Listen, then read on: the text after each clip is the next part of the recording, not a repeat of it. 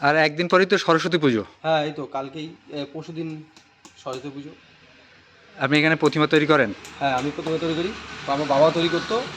এবার এখন আমার এই ভবিষ্যতে আমার ছেলেও করবে।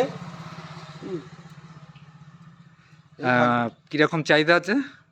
আছে মোটামুটি, চাহিদা ভালোই আছে মোটামুটি, কিন্তু রেট একটু কম।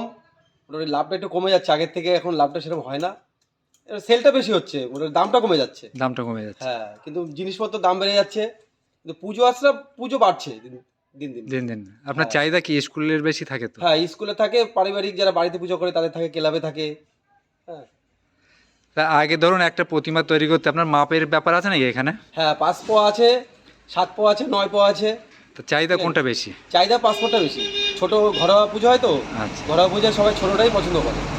তা আপনার ৫ পোয়ায় ধরুন আগে যে লাভটা ছিল এখন কি সেই লাভটা হচ্ছে? না, এখন সেটা বলছে না। জিনিসপত্রের দাম কীরকম বেড়েছে বলে জিনিসপত্রের দাম বেড়ে গেছে, কিন্তু ঠাকুরের দাম একই রয়ে গেছে। মানে ৫ বছর আগেও আমি যেই দাম বিক্রি করছি, এখন সামথিং একটু বেড়েছে। কিন্তু আচ্ছা। জিনিসপত্রের দাম যেভাবে বেড়েছে সেইভাবে ঠাকুরের দাম বাড়েনি।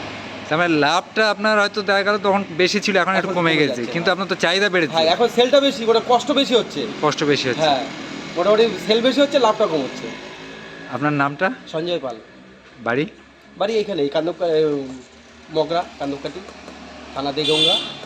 আপনার কতদিন তৈরি করছেন এই? এইটা মোটামুটি আমার বাবা করতো, ঠাকুরদাদাও করতো। আপনিও বংশ আর পরম্পরায় করে বংশ চলেছেন? পরম্পরা আমাদের এটা চলছে।